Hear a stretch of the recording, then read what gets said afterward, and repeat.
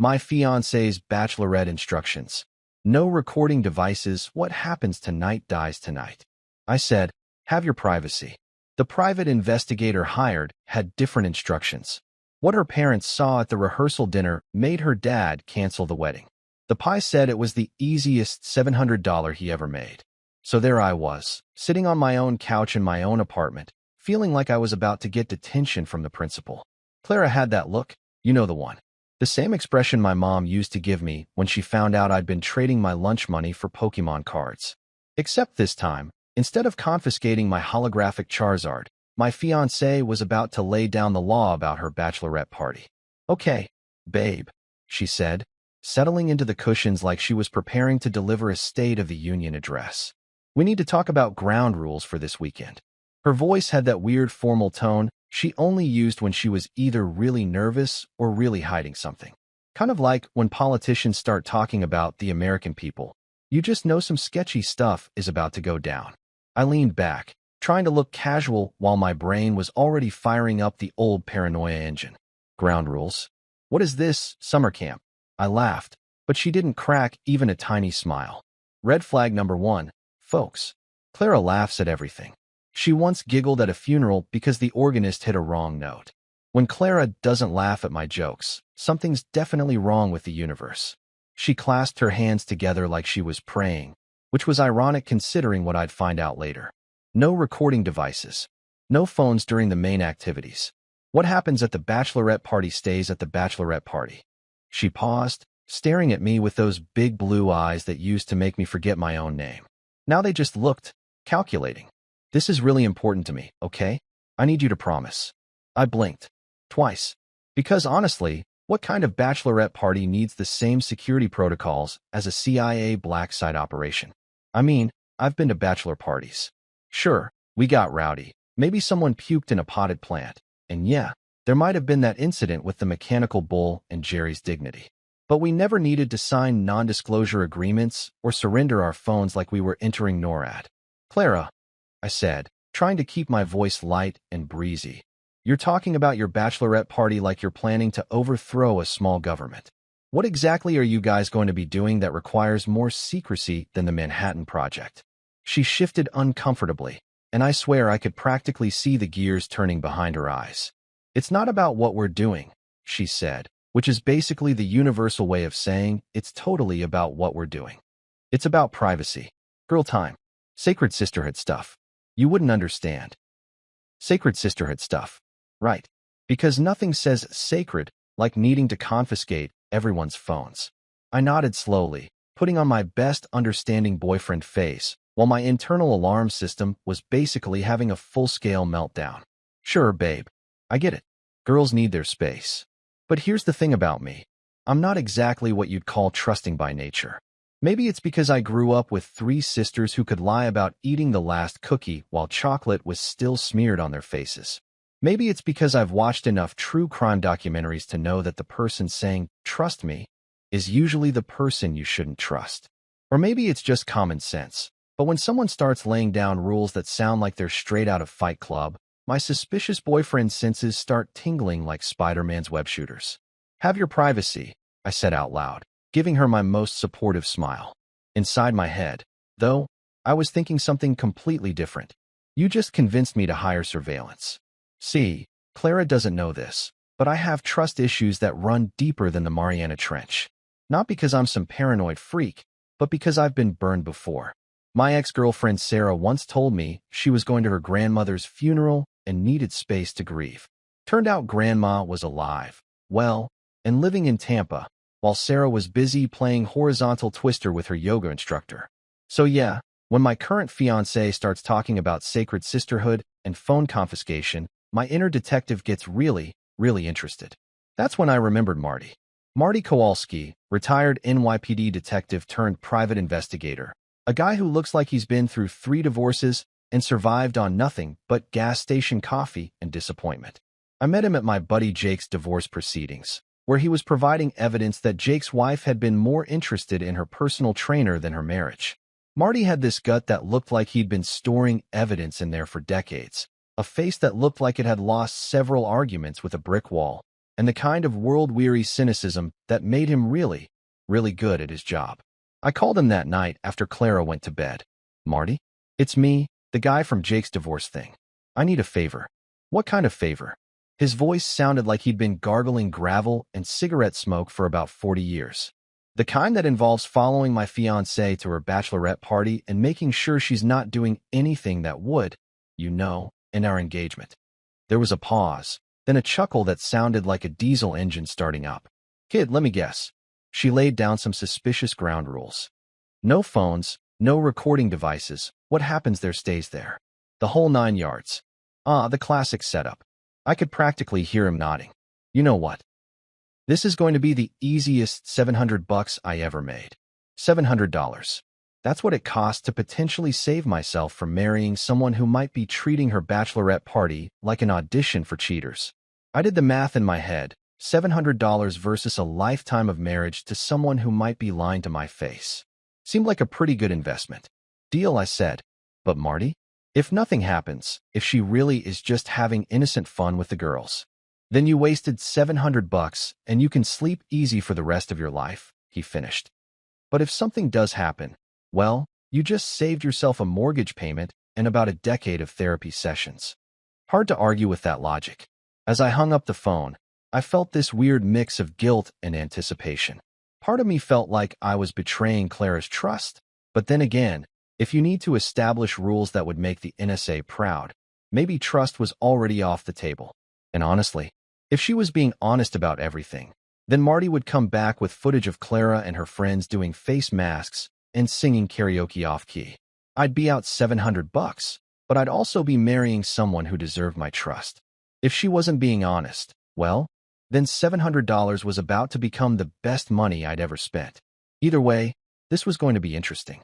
Spoiler alert, Marty was absolutely right. Asterisk. You know what they say about red flags? When you're wearing rose-colored glasses, they just look like flags. Well, let me tell you, my glasses weren't just rose-colored at this point. They were practically neon pink, and those flags were starting to look like a damn parade. It wasn't actually Clara's initial rule-laying that got my paranoia meter hitting DEFCON 1. I mean, sure, the whole no phones, no recording devices thing was weird, but maybe she really did just want some old-school girl time without everyone posting Instagram stories every 5 minutes. Maybe she wanted to ugly cry about wedding stress without it ending up on someone's Snapchat. I could buy that. Hell, I'd been to enough bachelor parties where someone's drunk karaoke performance of My Heart Will Go On ended up haunting them on Facebook for years. No, what really got me sweating like a sinner in church was the repetition. Clara mentioned her precious phone rule 3 separate times over the next few days. 3 times. And each time, she said it with this weird intensity, like she was trying to hypnotize me into compliance. First time was right after our initial conversation, when she brought it up again during dinner. "You remember what we talked about, right? About the no phones thing?" she said, stabbing her salad like it had personally offended her. "It's really, really important to me that everyone respects that boundary." I nodded, chewing my pasta and thinking, asterisk okay, she's just making sure I heard her. That's normal, right? Right? Asterisk. Second time was Thursday morning when I was getting ready for work.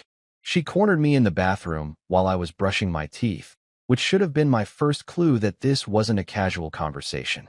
Nothing good ever happens when someone traps you in a bathroom to talk. "Hey, babe," she said, watching me in the mirror with this intense stare.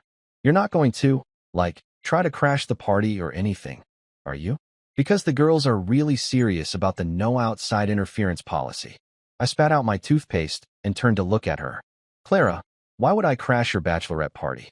Do I look like the kind of guy who wants to watch you and your friends do whatever it is you're going to do?" "I'm just making sure," she said, but her smile looked tighter than my jeans after Thanksgiving dinner. The third time sealed the deal. Friday afternoon, literally as she was packing her overnight bag for the big night, she brought it up again. "Promise me," she said, gripping my hands like she was about to deliver some dying wish. "Promise me you won't try to check up on us. What happens at the bachelorette party stays at the bachelorette party." At that point, I'm thinking, if she'd said it one more time, I would have started checking our house for hidden stripper poles. I mean, come on. The lady doth protest too much, methinks. And yes, I just quoted Shakespeare about my fiance's potential infidelity. College English major, don't judge me. But the real nail in the coffin came from an unexpected source. Sierra Martinez, Clara's maid of honor and professional oversharer. Sierra's the kind of person who has no filter between her brain and her mouth. She once told me about her gynecologist appointment while we were eating dinner. The woman couldn't keep a secret if her life depended on it, which made what happened next so beautifully ironic. We were at Jake and Kelly's house for their weekly game night. You know, the kind of suburban social gathering where everyone brings craft beer and pretends to care about each other's jobs. Clara and I were crushing it at couples trivia when Sierra, 3 wine spritzers deep and feeling chatty, suggested we play Never Have I Ever. Now, for those of you who somehow missed this particular ritual of American social humiliation, Never Have I Ever is basically a game designed to make people accidentally confess their deepest secrets while drunk. It's like truth serum, but with more giggling and less CIA involvement. We went around the circle with the usual suspects. Never have I ever stolen something from a hotel. Never have I ever lied about my age. Never have I ever kissed someone of the same gender. Standard stuff that makes everyone feel mildly uncomfortable, but not enough to actually leave the party. Then Sierra, God bless her wine-addled brain, decided to go nuclear. Never have I ever, she announced with the confidence of someone who has clearly forgotten that loose lips sink ships. Hired entertainment that required an NDA. The room went quiet. Not movie quiet, but that special kind of quiet that happens when someone accidentally reveals state secrets at a dinner party. Jake paused mid-sip of his IPA. Kelly looked confused. And Clara? Clara went pale. Not just regular pale, but the kind of pale you see in horror movies right before someone gets possessed by a demon. I, meanwhile, was trying to process what I'd just heard while maintaining my poker face. Entertainment that required an NDA? What kind of entertainment needs a non-disclosure agreement? I mean, even the guy who dressed up as Spider-Man at my nephew's birthday party didn't make us sign legal documents. Sierra, Clara hissed through gritted teeth, and I swear the temperature in the room dropped about 10 degrees. But Sierra, bless her heart, was on a roll. What? Oh, come on. It's not that big a deal. It's totally normal for bachelorette parties these days. Very professional, very discreet. Professional, discreet. Entertainment requiring NDAs. My brain was putting puzzle pieces together faster than a speed solver with a Rubik's Cube, and the picture that was emerging was not exactly what you'd call wedding appropriate. I laughed it off, because what else do you do when your fiance's maid of honor accidentally implies they're hiring some kind of classified adult entertainment? Haha. Very funny, Sierra. What's next? You guys hiring the CIA? But inside, those alarm bells weren't just ringing. They were playing a full orchestral arrangement of Your Fiancé is Probably Up to Something. The kind of symphony that would make Beethoven proud and make trusting boyfriends everywhere weep. Clara spent the rest of the night trying to damage control, shooting Sierra looks that could have melted steel, and changing the subject every time anyone even hinted at bringing up the bachelorette party again. She laughed too loud at everyone's jokes, complimented Kelly's boring casserole like it was Gordon Ramsay's latest creation, and generally acted like someone who was trying way too hard to seem normal. You know what they say, the cover-up is always worse than the crime. And Clara was covering up harder than a politician caught with his pants down. On the drive home, she was quiet. Not comfortable silence quiet, but the kind of quiet that feels like a storm brewing. I could practically hear her brain working, probably trying to figure out how much I'd pieced together from Sierra's wine-fueled confession. Sierra was just being dramatic, she finally said as we pulled into our driveway. You know how she gets when she drinks. Yeah, I agreed, because what else was I supposed to say? She definitely gets creative with her stories. But as I watched Clara hurry inside, her shoulders tense like she was carrying the weight of the world, I couldn't shake the feeling that Sierra hadn't been dramatic at all. If anything, she'd probably been the most honest person in that room all night. That night, lying in bed next to Clara, listening to her pretend to sleep while clearly stressing about something, I made my decision. Marty was definitely getting that $700. Because entertainment requiring NDAs? Yeah, that's not the kind of bachelorette party activity that ends with everyone going home to their significant others with clear consciences. And those alarm bells in my head, they were getting louder than my Uncle Pete after chilly night, just like I'd thought. Way louder. Meeting Marty for our official consultation felt like something straight out of a noir film, except instead of a smoky back alley bar, we met at a Denny's off Route 95 at 2 in the afternoon. Nothing says professional private investigation quite like discussing potential infidelity over a Grand Slam breakfast and bottomless coffee that tastes like it was filtered through old gym socks. Marty slid into the booth across from me, and I swear the vinyl seat groaned under the weight of his, let's call it, experience. The guy looked exactly like Central Casting would order for a retired cop who's seen too much. His gut stretched his polo shirt like he was smuggling a basketball. His face had more lines than a road map of Texas, and his eyes held that special kind of weariness that comes from 25 years of dealing with humanity's greatest hits. So, he said, dumping about 6 sugar packets into his coffee without even tasting it first, your fiance's got you spooked about her bachelorette party. Tell me what you know. I laid out the whole story. The mysterious rules, the repetitive warnings, Sierra's wine-fueled confession about entertainment requiring NDAs. Marty listened like a therapist, except instead of taking notes about my feelings, he was probably calculating his hourly rate. When I finished, he leaned back and chuckled. Not a happy chuckle, mind you, but the kind of laugh you hear from someone who's been around this particular block so many times he could navigate it blindfolded. Kid, he said, stirring his coffee with a spoon that had definitely seen better decades. Let me explain my business model to you. I've been doing this for 12 years now. Ever since I retired from the force. You know what I've learned? Bachelorette parties fall into exactly 2 categories. He held up one finger, thick as a bratwurst, and probably twice as tough. Category 1, wine, karaoke, and ugly crying about cellulite. Maybe some dancing, definitely some oversharing about relationship problems, possibly someone puking in a fancy restaurant bathroom. Harmless stuff that would bore you to tears, but makes great bonding memories for the ladies involved. I nodded, hoping against hope that Clara fell into Category 1. Marty held up a second finger. Category 2. He paused, taking a long sip of his coffee and grimacing like he'd just tasted motor oil. Let's just say Vegas would blush. And I'm talking about the Vegas that invented the phrase, what happens here, stays here. My stomach did that thing where it feels like you're on a roller coaster. Except instead of fun, it's just pure dread. And you think Clara's party is? Kid, in 12 years of doing this job, I followed maybe 60 bachelorette parties.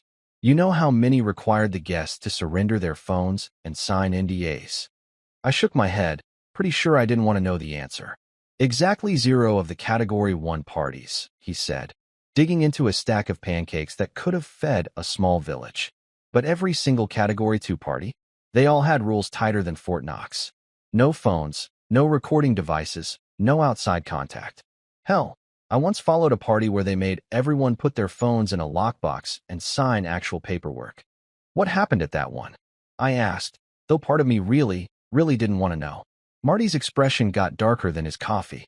Let's just say the bride's new husband got his marriage annulled faster than you can say irreconcilable differences. And he thanked me for saving him about 20 years of therapy and a really ugly divorce. Great. Just fantastic.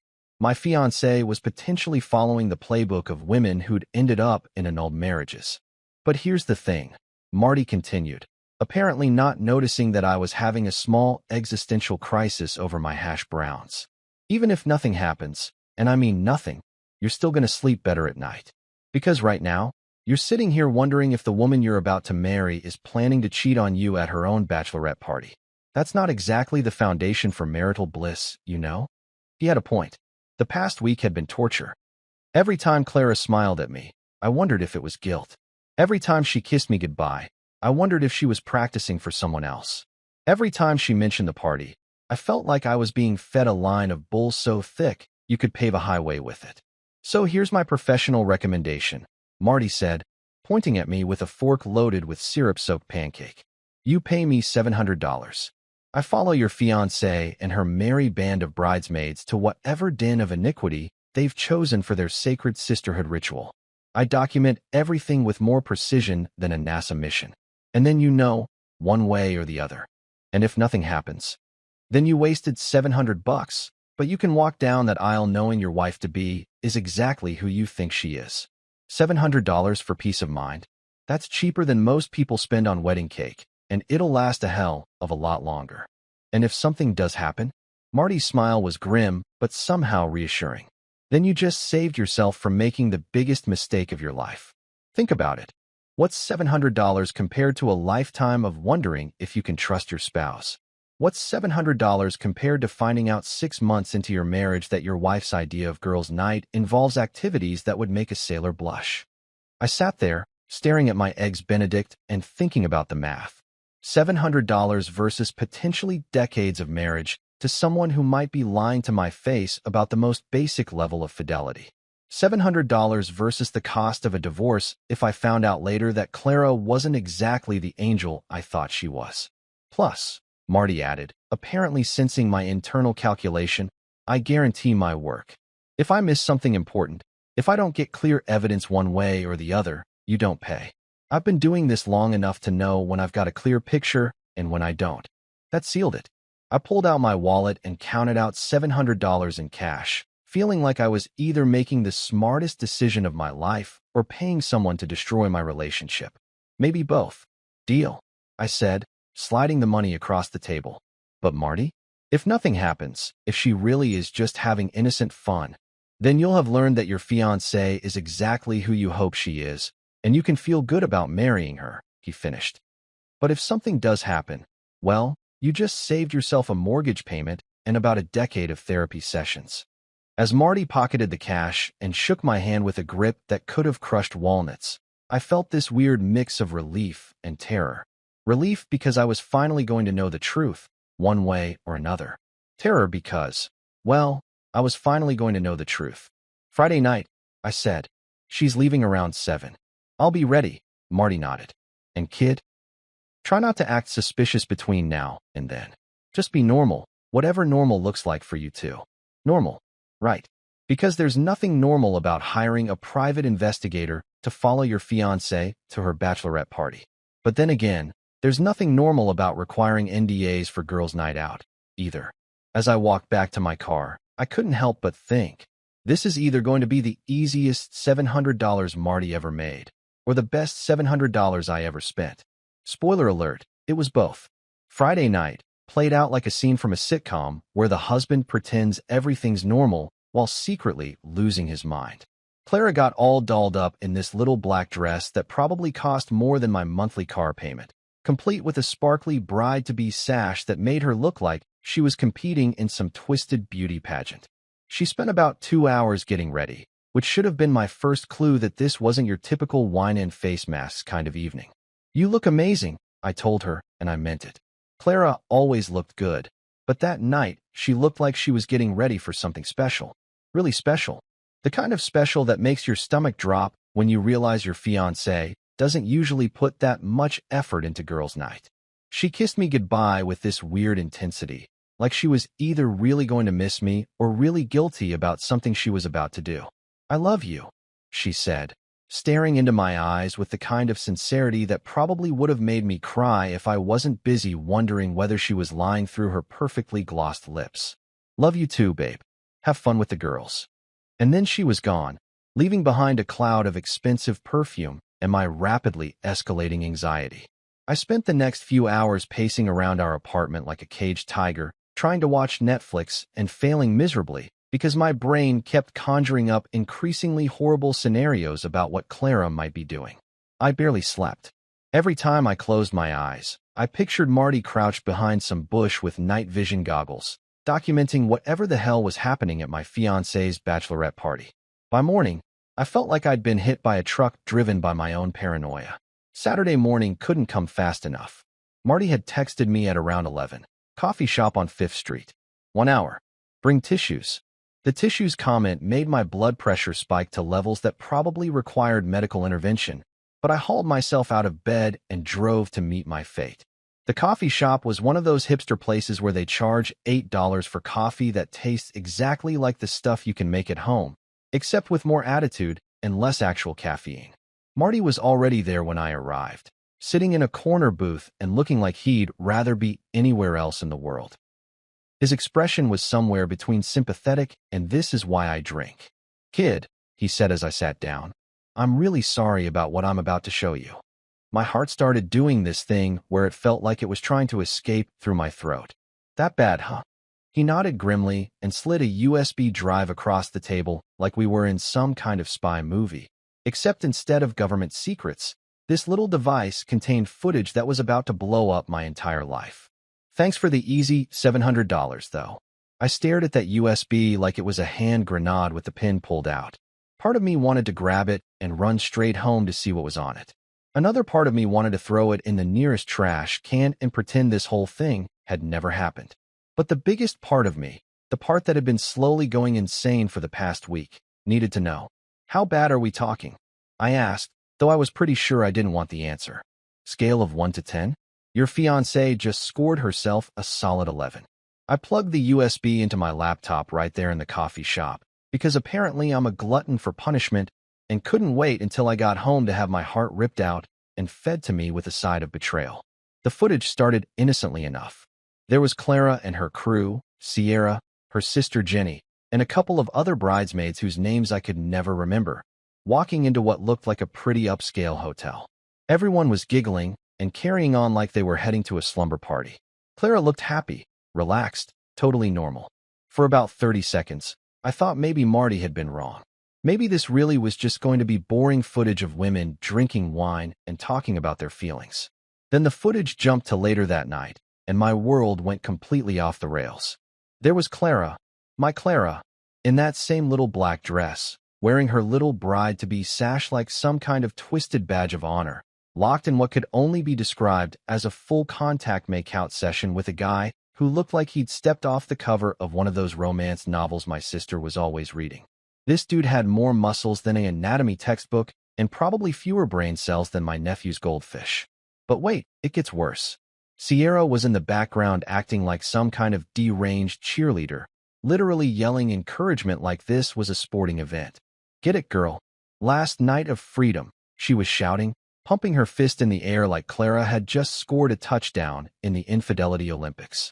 I sat there staring at the screen, watching my fiancé's tongue explore this stranger's mouth with the kind of enthusiasm she usually reserved for half-price sales at Nordstrom, and I felt something inside me just break.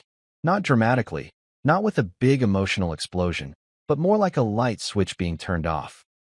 One second I was a guy planning his wedding. The next second I was a guy watching his future wife auditioning for a role in someone else's life. But the real kicker, the moment that made me want to throw my laptop across the coffee shop, came next. Clara, my sweet, innocent, I just want privacy for girls' night, fiancé, reached into her purse and handed this muscled moron her hotel key card. Just handed it over like she was giving him a coupon for free French fries. The camera caught her leaning in close to his ear, and thanks to Marty's apparently excellent surveillance equipment, I could hear exactly what she whispered. Room 412. Last chance to be with someone who doesn't need elastic waistbands. Elastic waistbands. She was talking about me. I don't even own sweatpants, but apparently in Clara's mind, I was already some kind of middle-aged couch potato who'd given up on life and personal fitness. The woman I was planning to marry had just insulted me to another man while handing him the keys to her hotel room. I closed the laptop and sat there for a minute, trying to process what I'd just seen. The coffee shop suddenly felt too loud, too bright, too normal for a place where I'd just watched my entire future implode in high-definition video. "You okay, kid?" Marty asked, though his expression suggested he already knew the answer. She gave him her hotel room key, I said, because apparently my brain had decided to focus on that particular detail instead of, processing the emotional devastation of watching your fiancé cheat on you. "Yeah," Marty nodded. "That's usually when people cross from inappropriate behavior into your wedding is definitely canceled territory." I stared at the USB drive like it was evidence in a murder case. Which, in a way, it was. It was evidence of the murder of my relationship, my trust, and my belief that I actually knew the woman I was supposed to marry in 2 weeks. "So what now?" I asked. Marty finished his coffee and stood up. "Now you decide whether you want to confront her or just disappear. But either way, kid, you just dodged the biggest bullet of your life." As I watched him walk away, I couldn't help but think he was absolutely right. $700 had just saved me from marrying someone who thought elastic waistbands were a valid reason for infidelity. Best money I'd ever spent? Absolutely. Worst way to find out your fiancé was a cheating liar? Also absolutely. But at least now I knew the truth. Sunday afternoon rolled around like some kind of twisted homecoming parade. Except instead of celebrating the local football team, I was about to witness my fiancée deliver what would probably be the performance of her lifetime. I'd spent most of Saturday in a weird emotional purgatory, part devastated, part relieved, and weirdly fascinated by just how good Clara was at this whole deception thing. I mean, I'd always known she was smart, but I hadn't realized she was CI-level good at compartmentalizing massive betrayal. I was sitting on our couch, pretending to watch some mindless Sunday afternoon football, while actually rehearsing different ways to confront her about the footage. Should I go full dramatic and just play the video when she walked in? Should I ask leading questions and see if she'd dig herself deeper? Should I pretend everything was normal and see how far she'd take the charade? The decision was made for me when I heard her key in the lock around 3 o'clock. She came through the door like she was floating on cloud 9, practically glowing with what I now knew was post-infidelity satisfaction, but what she was probably going to try to sell as post-spa relaxation. "Hey, babe," she called out in that sing-song voice she usually reserved for when she wanted something expensive or had done something she felt guilty about. Today, I was guessing it was definitely the latter. She bounced into the living room looking like she'd stepped out of a wellness magazine. Her hair was perfectly styled, her makeup was flawless, and she had this serene, satisfied expression that would have been really attractive if I didn't know it came from spending the night with Captain Sixpack instead of getting cucumber facials with her girlfriends. "How was girls' night?" I asked, putting on my best interested boyfriend face while internally bracing myself for what was about to be either an Academy Award-worthy performance or the most insulting pack of lies I'd ever heard in my life. "Oh my God, it was exactly what I needed," she gushed, settling onto the couch next to me with the kind of dramatic sigh that suggested she'd been through some kind of life-changing spiritual journey rather than, cheating on her fiancé. Just pure relaxation and bonding time with the girls. Pure relaxation. Right. Because nothing says relaxation like making out with strange men and handing out hotel room keys like party favors. "That's great, honey. What did you guys end up doing?" And here's where Clara really showed her true colors. Instead of just giving me a simple lie and moving on, she went full method actor on me. She pulled out her phone with this excited expression, like she couldn't wait to share the evidence of her totally innocent evening.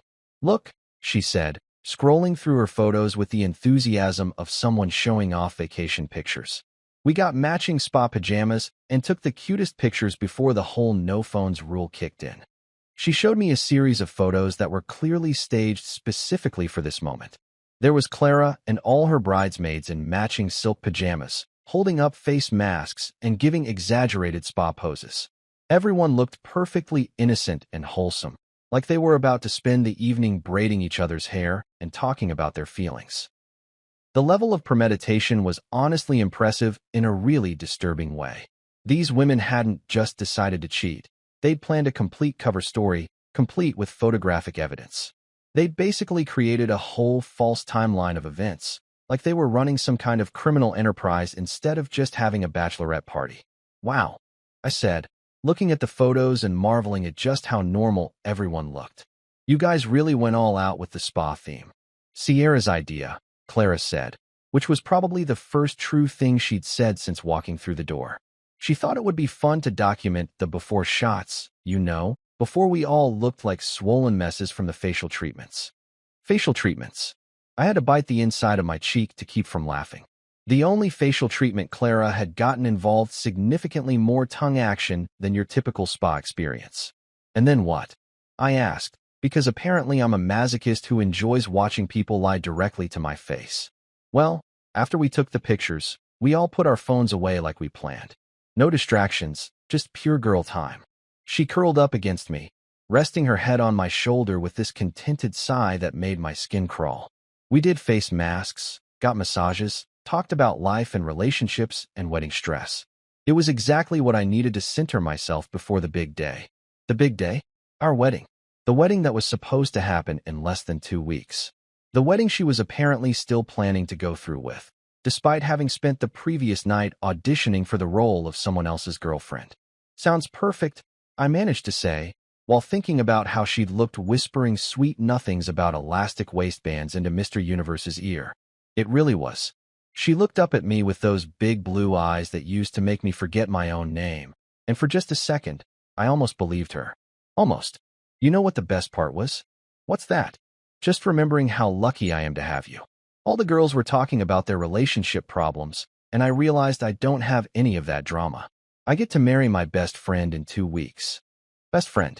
The woman who was calling me her best friend had literally cheated on me less than 24 hours ago, and was now lying about it with the kind of sincerity that would make professional politicians jealous. That night, she was extra affectionate. More kisses than usual, more cuddling, more of that future wife energy that she probably thought would convince me that she was totally devoted to our relationship. She even initiated sex, which under normal circumstances would have been great, but given what I'd seen on that USB drive, just felt like another layer of betrayal. Lying there afterward, listening to her breathe beside me while she slept the peaceful sleep of someone with absolutely no conscience, I made my decision. This wasn't going to be a private confrontation. This wasn't going to be a quiet conversation where Clara got to spin the story and manipulate the narrative. I picked up my phone and called Frank, Clara's dad, even though it was past 11 at night. Frank, it's me. I'm sorry to call so late, but I need to talk to you and Margaret about something important. Can you both meet me tomorrow? Is everything okay? Frank's voice had that immediate alert quality that comes from 20 years in the military and a lifetime of dealing with family crises.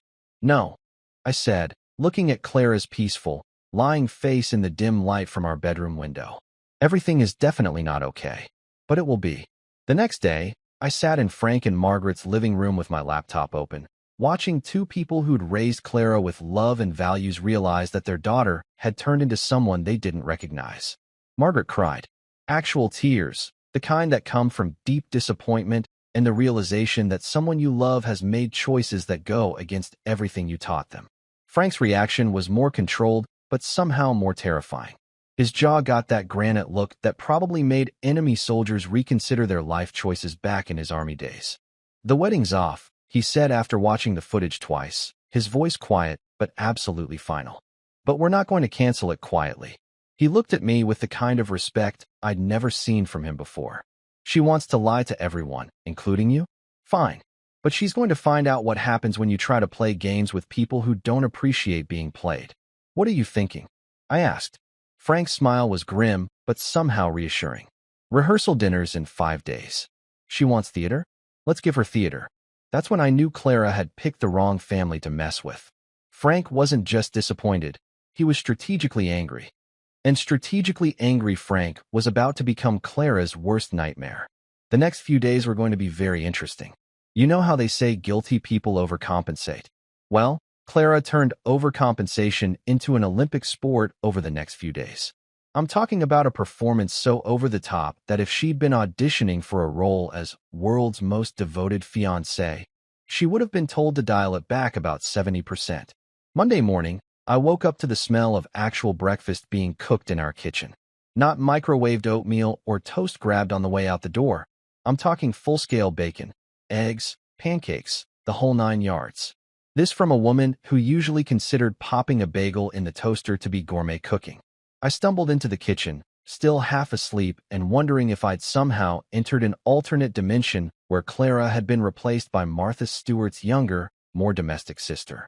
"Morning, babe," she chirped, literally bouncing over to give me a kiss that lasted about 3 seconds longer than our usual morning peck.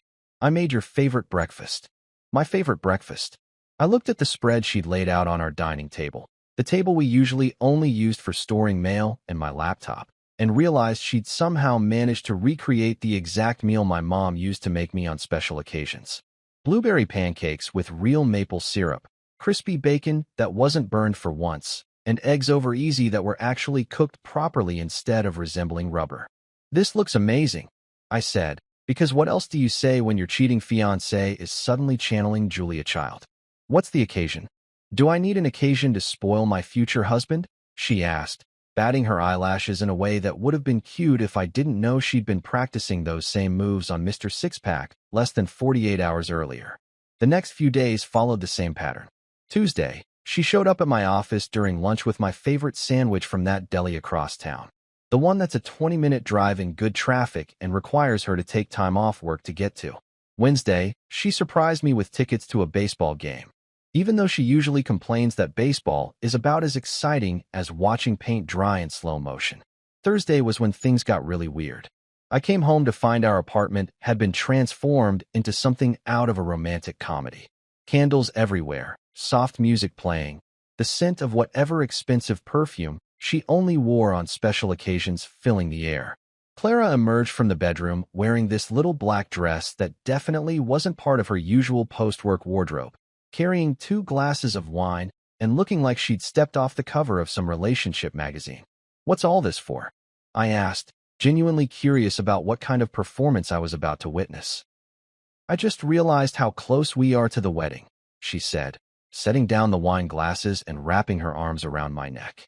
"And I want to make sure you know how excited I am to spend the rest of my life with you. The rest of my life with you." Coming from someone who'd literally handed another man her hotel room key 3 days earlier, this was either the most ironic statement I'd ever heard or evidence that Clara had somehow convinced herself that what happened at the Bachelorette party existed in some kind of alternate reality that didn't count. But here's where it got really interesting. After dinner, which she'd somehow managed to cook without burning anything, a minor miracle in itself, she started getting handsy. Not just regular affectionate, but full-scale seduction mode. The kind of behavior that usually only happened on birthdays, anniversaries, or when she wanted something really expensive. "I've been thinking," she whispered, running her fingers through my hair in that way that used to make me forget my own name. "About our honeymoon. About being married. About how good we are together." I sat there listening to her talk about our future while thinking about how she'd looked grinding against Captain Muscles on Marty's surveillance footage. The cognitive dissonance was so intense I was getting a headache. "You know what I love most about us?" she continued, apparently oblivious to the fact that I was having trouble processing her sudden transformation into the world's most devoted fiancé. "We're best friends. We trust each other completely. There are no secrets between us. No secrets between us." The woman who'd orchestrated an elaborate cover-up involving staged photos and matching pajamas was telling me we had no secrets. The woman who'd cheated on me and then lied about it with the conviction of a seasoned politician was waxing poetic about our mutual trust. It would have been hilarious if it wasn't so deeply disturbing. The seduction attempt continued into the bedroom, where Clara pulled out moves I hadn't seen since we first started dating. She was putting an effort that would have made professional entertainers jealous, all while whispering sweet nothings about our upcoming marriage and how much she loved me.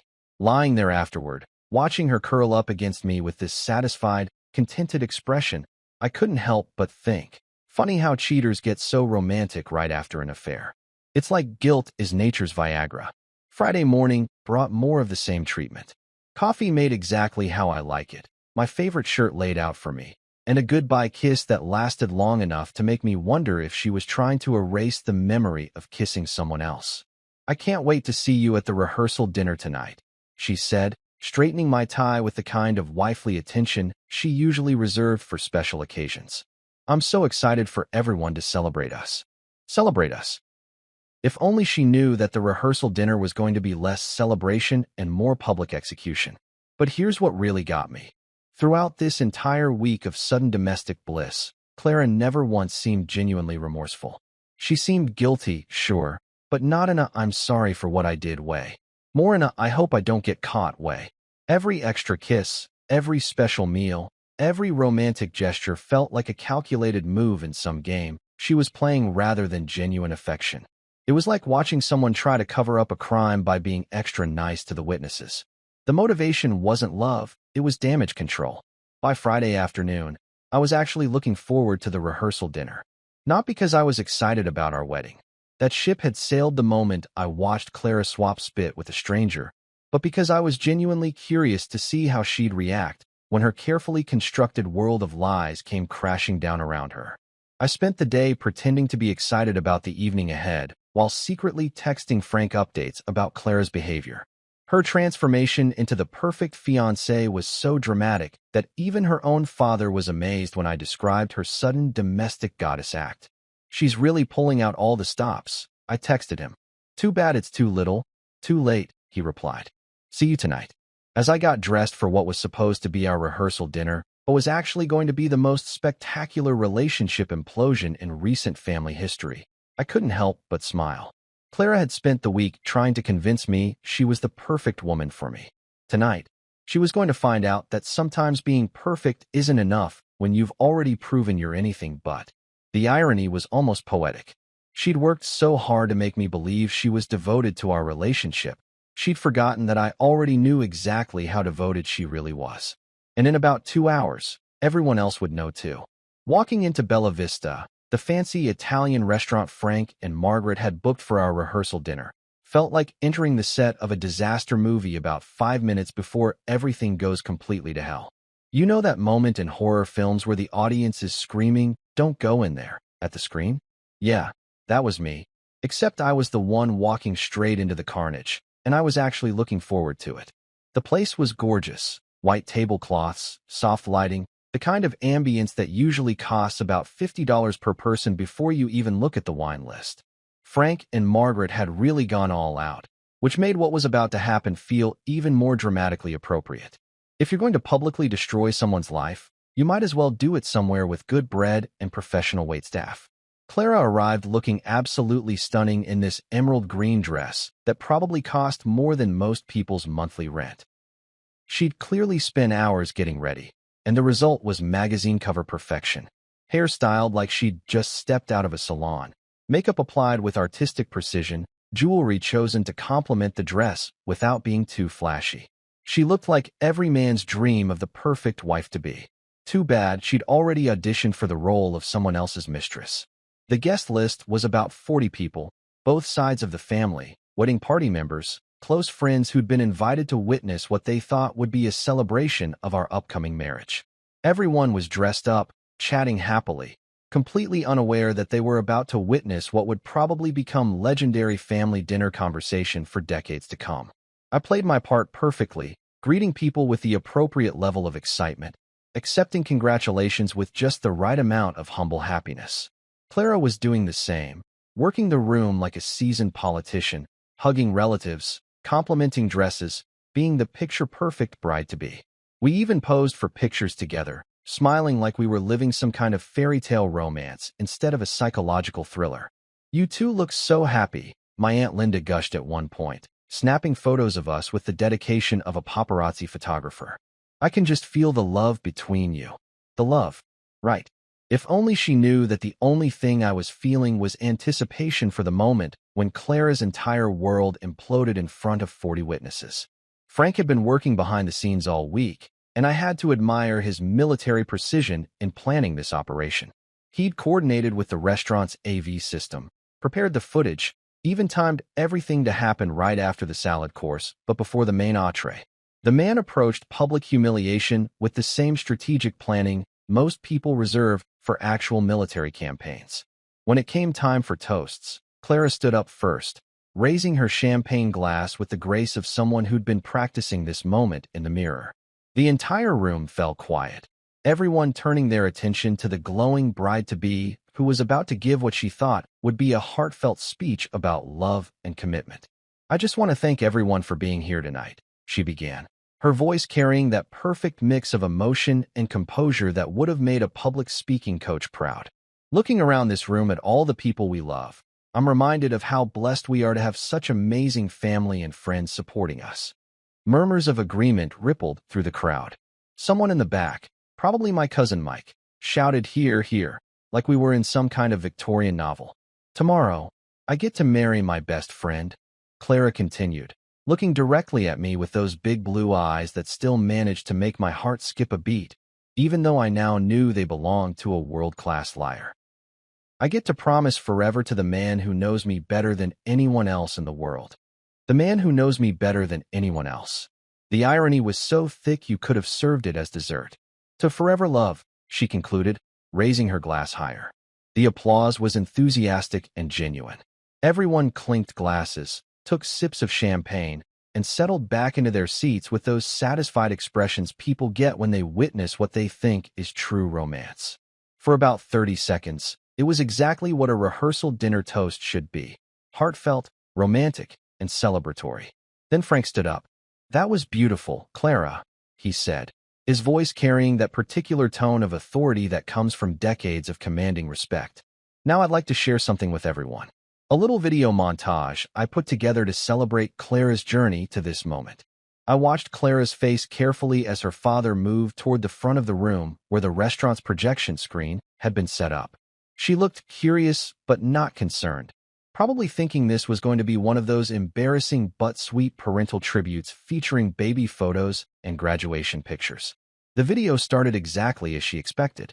There was baby Clara in a frilly dress, looking adorable and innocent. Toddler Clara taking her first steps. Little Clara on her first day of school, gap-toothed and grinning. Teenage Clara at prom, looking beautiful and full of promise. College Clara at graduation, proud and accomplished.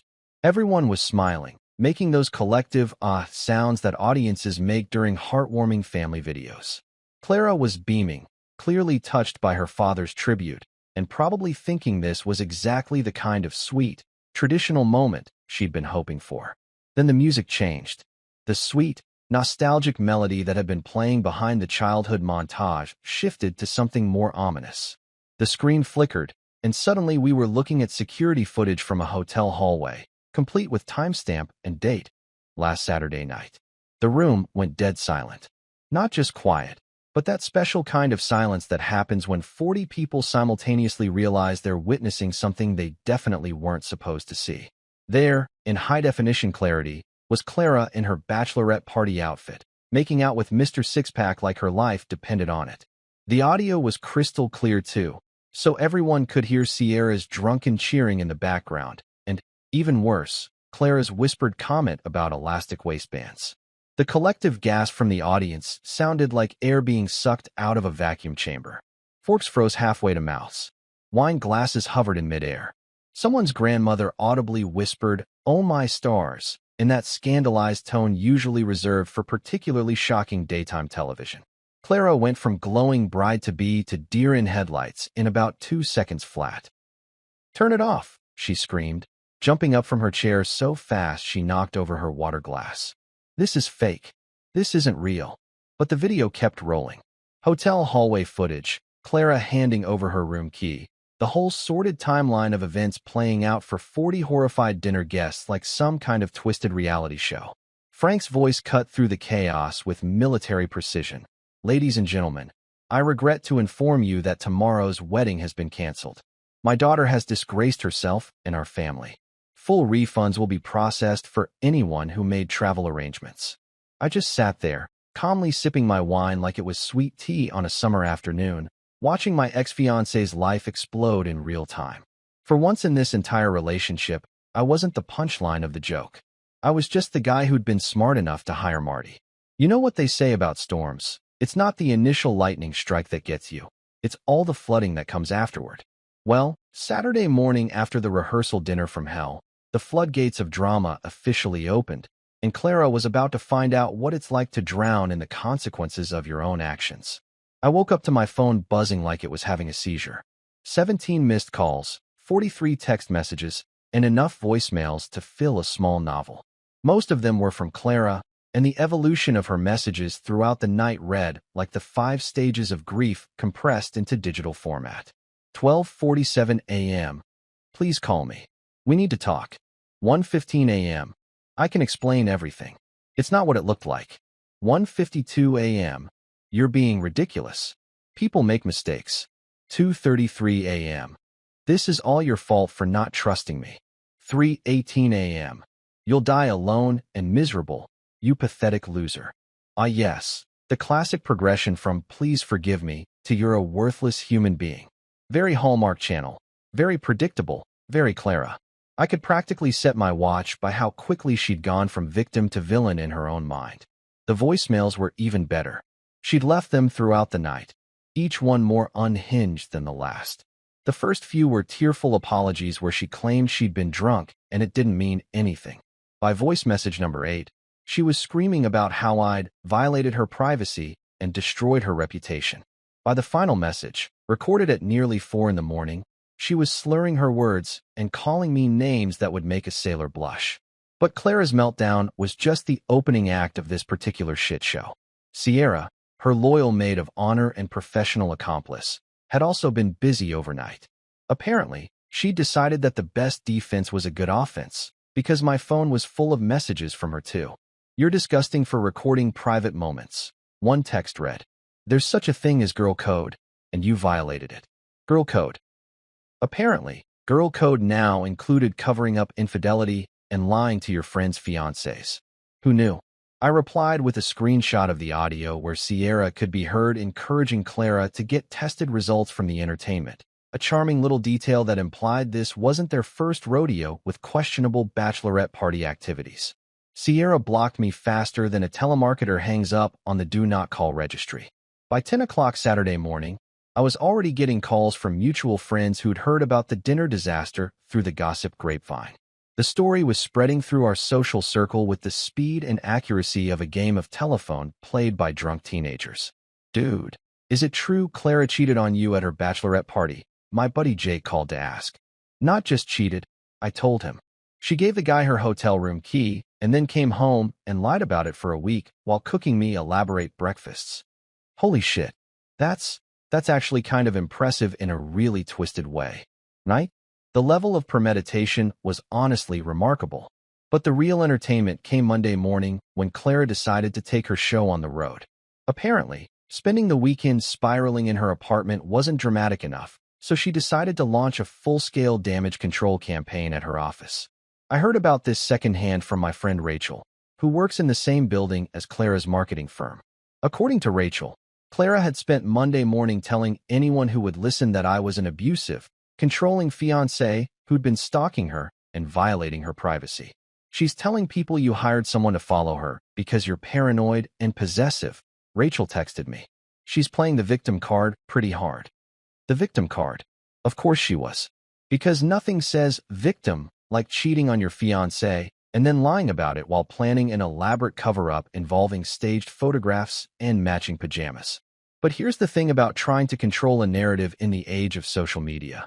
Videos have a tendency to go viral, especially when they involve public meltdowns at fancy restaurants. By Tuesday afternoon, someone had posted a cell phone recording of Clara's screaming fit at the rehearsal dinner, complete with her desperate claims that the surveillance footage was deepfake technology. The internet is not kind to people who cheat on their partners and then claim the evidence is fake. Clara's video got shared, commented on, and memed into oblivion. Someone even set her screaming to music and turned it into a TikTok trend. She became a cautionary tale about modern relationships, complete with her own hashtag #ElasticWaistbandGate. By Wednesday, her damage control campaign at work had backfired spectacularly. Turns out, when you tell your coworkers that your ex-fiancé is a controlling stalker, and then video evidence surfaces showing you're actually the one who cheated, people tend to question your credibility. Her boss, a no-nonsense woman named Patricia who'd always been polite but distant whenever I met her at office parties, apparently called Clara into her office for what Rachel described as a very uncomfortable conversation about professional conduct and personal drama affecting the workplace. The promotion Clara had been gunning for all year? Gone. Handed to someone who hadn't spent the week turning the office into their personal therapy session. But wait, there's more.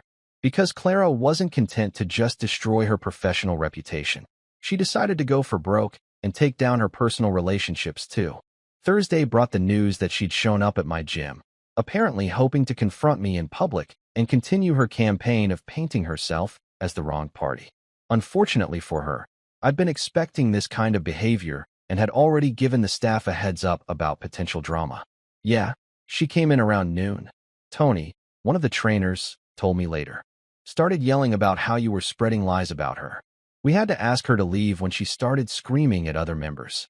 She'd also tried showing up at Murphy's Pub, our usual Friday night hangout, where she'd apparently cornered several of our mutual friends and demanded they choose sides in our breakup. This went about as well as you'd expect, considering most of them had either been at the rehearsal dinner or had seen the viral video by then. She kept saying the footage was manipulated, my friend Kevin told me. But dude, we all know what Clara looks like when she's lying. She gets that weird twitchy thing with her left eye. The coup de grace came Friday afternoon when I got a call from my lawyer, Leo Goldstein, who was laughing so hard he could barely speak. Your ex-fiance, he wheezed between chuckles, just tried to sue you for emotional distress and invasion of privacy. How'd that work out for her? Well, let's see. She hired a private investigator to follow you to document infidelity, except you weren't cheating.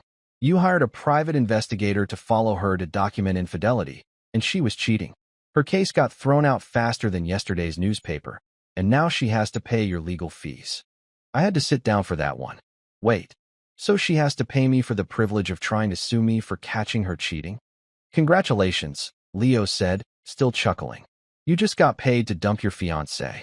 By the end of the week, Clara had managed to destroy her professional reputation, alienate most of our mutual friends, get herself banned from my gym and our favorite bar, and lose a court case so badly that she ended up owing me money. It was like watching someone play a video game where the objective is to ruin your own life as quickly and completely as possible. And she was winning. You'd think that after losing her promotion, getting banned from local establishments, and having to pay my legal fees, Clara would have maybe taken a step back and reevaluated her life choices. You'd think that any reasonable person would have recognized they'd hit rock bottom and started digging upward instead of downward. You'd be wrong. Turns out, rock bottom has a basement, and Clara had apparently decided to break out the heavy excavation equipment and see just how deep she could go. What followed was a masterclass in self-destruction that would have made reality TV producers weep with joy. Week 3 of the post-rehearsal dinner apocalypse brought news that Clara had been arrested. Not once, but twice. In the same weekend.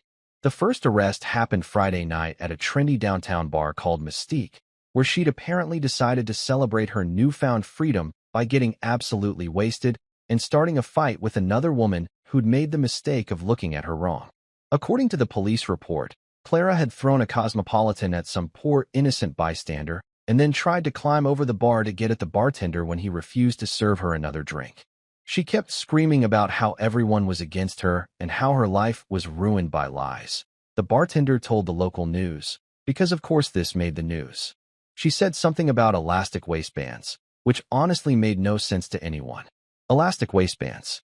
Even in her drunken stupor, Clara was still obsessing over her insult from the Bachelorette party. The woman had turned her own cheating confession into a recurring theme of her public breakdowns. The second arrest came Sunday morning when she decided that sobriety wasn't working for her and went on another bender, this time at a sports bar where she apparently tried to start a karaoke revolution by taking the microphone and refusing to give it back. The police were called when she began hurling insults at other patrons and threatening to expose all their secrets like someone exposed mine. 2 arrests in 1 weekend. Even by the standards of her recent behavior, this was impressive in all the wrong ways. But Clara wasn't done yet. Oh no, she was just getting warmed up. Monday brought the news that she'd been evicted from her apartment. Turns out, when you spend weeks having screaming matches on your balcony at all hours of the night, disturbing your neighbors with drunken tirades about surveillance footage and betrayal, the landlord tends to notice.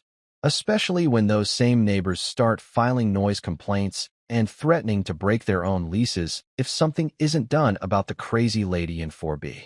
She was up until 3 in the morning on Tuesday, yelling at someone on the phone about how her whole family had turned against her. Her downstairs neighbor told me when I ran into him at the grocery store. And then Thursday night she was throwing things around her apartment so hard we could hear stuff breaking through the ceiling. Throwing things. Clara, who used to get upset when I left dishes in the sink overnight, had apparently discovered the therapeutic value of property destruction. The eviction was just the beginning, though, because while Clara was busy destroying her living situation, her family drama was reaching nuclear levels. Frank had always been a man of principles, but what Clara had done, the cheating, the lying, the public embarrassment, had pushed him past his breaking point. The same military discipline that had made him an excellent father figure made him absolutely ruthless when it came to consequences for dishonorable behavior. She's no longer welcome in our home, he told me over coffee one afternoon, his expression grim but resolute. Margaret tried to give her another chance, invited her over to talk things through like adults.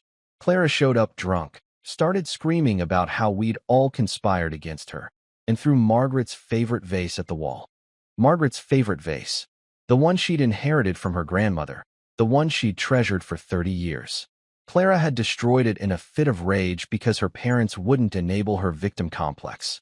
That was the final straw, Frank continued. I told her to get out and not come back until she's ready to take responsibility for her actions instead of blaming everyone else for her problems. But here's where the story gets really tragic or really satisfying, depending on your perspective. Frank wasn't the only family member who'd had enough of Clara's behavior. Her cousin Jessica, who'd been like a sister to her growing up, spilled the tea about what had been happening in the extended family. Grandma Martha rewrote her will. Jessica told me during a phone call that felt like receiving classified intelligence. Clara was supposed to inherit the house in Cape Cod and a pretty substantial chunk of money. But after what happened at the rehearsal dinner, and especially after Clara started calling Grandma drunk and screaming about how the whole family were traitors, Grandma decided she didn't want to leave her inheritance to someone who'd embarrassed the family name. The house in Cape Cod. Clara had spent every summer there as a kid, had always talked about it like it was her birthright, had made plans about the renovations she'd do when she eventually inherited it. All of that, gone because she couldn't keep her hands to herself at her own bachelorette party. Where's she living now? I asked, though I wasn't sure I really wanted to know. Last I heard, she was staying in some fleabag motel out by the highway, Jessica said. But she couldn't afford that for long, so I think she's been couch surfing with whatever friends still talk to her. Whatever friends still talk to her. That was a pretty small list by this point. Sierra had cut contact after I'd exposed her own involvement in the bachelorette party cover-up. Most of Clara's other friends had either been at the rehearsal dinner or had seen the viral video, and apparently watching someone publicly humiliate themselves while screaming about deep fakes tends to make people reevaluate their friendships. The final nail in Clara's social coffin came when she decided to crash Jenny Morrison's birthday party. Jenny being one of our mutual friends who'd been trying to stay neutral in the whole situation. According to multiple eyewitnesses, Clara showed up uninvited and already drunk, cornered Jenny in her own kitchen, and demanded to know why Jenny hadn't been returning her calls. She kept asking me to choose sides, Jenny told me later. She wanted me to publicly support her version of events, where you were the villain and she was the innocent victim. When I said I didn't want to get involved, she started screaming about how everyone had turned against her because of lies and manipulation. Jenny's husband had to physically escort Clara out of their house when she refused to leave voluntarily. The next day, Jenny blocked Clara on all social media platforms and told their entire friend group about the incident. That's when I realized Clara had achieved something truly remarkable. She'd managed to alienate literally everyone who'd ever cared about her. Her parents, her extended family, her friends, her co-workers, even random bartenders and neighbors. In the space of about a month, she'd gone from being someone with a strong support system and a bright future to being someone that people actively avoided. By the end of week 4, the rumors were that Clara was going to be moving in with her great-aunt Dolores, a woman known throughout the family for her collection of ceramic cats and her complete inability to tolerate bullshit. Aunt Dolores lived in a tiny apartment in upstate New York, about as far from civilization as you could get while still technically being in the same state. Dolores called me, Frank said during one of our regular check-ins. She said Clara could stay with her, but only if she followed Dolores's rules. No drinking, no parties, no drama. She has to get a job and contribute to household expenses. And if she steps out of line even once, she's out on the street. Aunt Dolores's apartment, with the ceramic cats and the strict rules in the middle of nowhere location. It was like Clara had somehow managed to sentence herself to exile in the least appealing place possible. As I hung up the phone after Frank's update, I couldn't help but feel a weird sense of closure. Not satisfaction, exactly, but something like it. Clara had destroyed herself so thoroughly that there was nothing left for me to feel angry about. She'd become her own worst enemy and most effective punishment. Sometimes justice doesn't require any effort from the people who've been wronged. Sometimes the person who hurt you is perfectly capable of destroying their own life without any help from anyone else. And sometimes, watching someone dig their own grave is the best revenge of all. 3 months later, I was sitting in my therapist's office talking about how weirdly good my life had become since my entire relationship imploded in front of 40 dinner guests. Dr. Patricia Chun had been recommended by my buddy Jake after his own divorce, and she specialized in helping people rebuild their lives after what she diplomatically called significant betrayals. "So how are you feeling about everything now?" she asked during one of our sessions. "Honestly, Like I dodged a bullet the size of Texas, I told her. I keep thinking about what would have happened if I'd never hired Marty. I'd be married to someone who thinks cheating is acceptable as long as you don't get caught. Dr. Chin nodded. And what about moving forward? That's when I told her about Paige. I'd met Paige on a hiking trail about 6 weeks earlier. She was struggling with her backpack, and I'd helped her adjust the straps. We ended up hiking the same trail, talking about everything and nothing, and by the end of the afternoon, I realized I'd laughed more in 4 hours than I had in the last 6 months of my relationship with Clara. Paige was different in all the ways that mattered. She was honest, sometimes brutally so.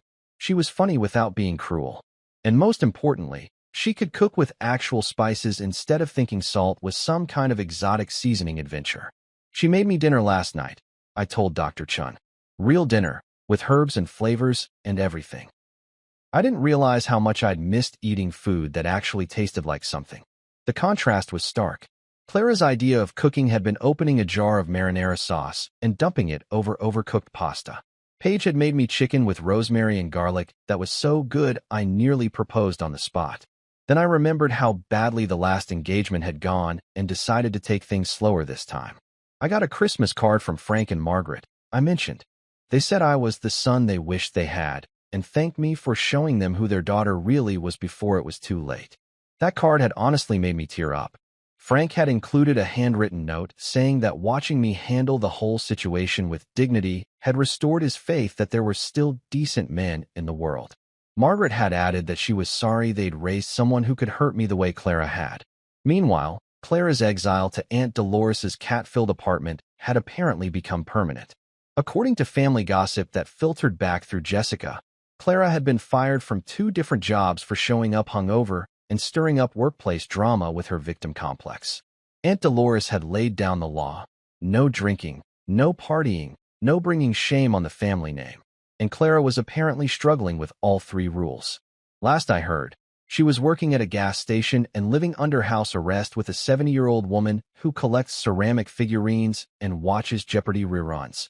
Jessica had told me. It's like she's serving a sentence designed specifically to torture someone with her personality. The poetic justice was almost too perfect. Looking back now, I realized that Marty had been absolutely right about everything. It really had been the easiest $700 he'd ever made. One night of surveillance that saved me from years of marriage to someone who'd proven she couldn't be trusted with basic fidelity. And for me, it was hands down the best $700 I'd ever spent. That money had bought me the truth, saved me from a lifetime of wondering if I could trust my spouse, and ultimately led me to someone who made me remember what it felt like to be happy. I'd used the refunded honeymoon money to buy myself a new gaming console and take Paige on a weekend trip to Vermont, where we'd hike during the day and cooked amazing meals together in the evenings. No drama, no lies, no secret rules or surveillance footage required. Clara had destroyed herself, just like Frank had predicted. She'd made her choices, and now she was living with the consequences while surrounded by ceramic cats and her aunt's disapproving glare. Me? I was learning to trust again, eating food with actual flavor, and building something real with someone who understood that relationships are supposed to be based on honesty instead of elaborate deception. Sometimes the best revenge isn't revenge at all. Sometimes it's just living well while the person who tried to destroy you destroys themselves instead. Marty had been right about something else too. Clara really had given me the greatest gift possible. She'd shown me exactly who she was before I made the biggest mistake of my life. And that, as it turns out, was worth every penny.